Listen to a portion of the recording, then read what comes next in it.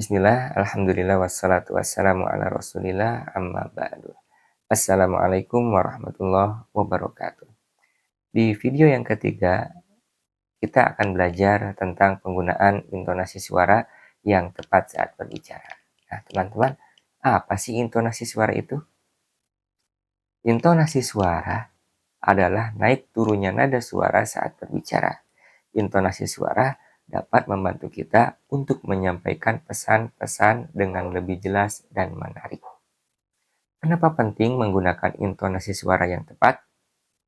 Yang pertama, dapat membantu kita untuk menekankan poin-poin penting. Dengan menaikkan nada suara pada poin-poin penting, kita dapat menarik perhatian pendengar dan membuat mereka lebih mudah memahami apa yang ingin kita sampaikan. Nah, yang kedua, membantu kita untuk menunjukkan emosi. Misalnya, jika kita ingin menunjukkan rasa senang, kita dapat menggunakan intonasi suara yang ceria dan bersemangat. Sebaliknya, jika kita ingin menunjukkan rasa sedih, kita dapat menggunakan intonasi suara yang pelan dan datar.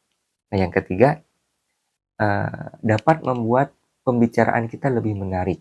Intonasi suara yang monoton atau datar dapat membuat pendengar merasa bosan.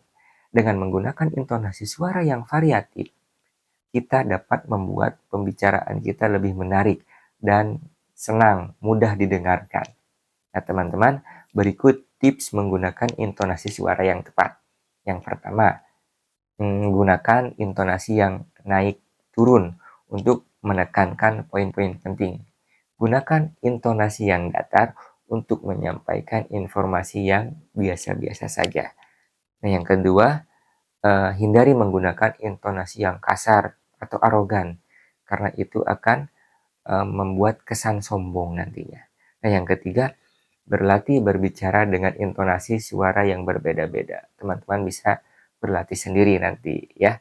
Nah, kemudian yang berikutnya, contoh penggunaan intonasi suara yang tepat. Yang pertama, saat teman-teman menceritakan sebuah kisah, gunakan intonasi suara yang variatif untuk membuat cerita lebih menarik. Kemudian, saat memberikan instruksi, gunakan intonasi suara yang jelas dan tegas. Nah, yang ketiga, saat berbicara dengan orang yang lebih tua, gunakan intonasi suara yang sopan dan penuh hormat. Nah, itu adalah adab dalam berbicara.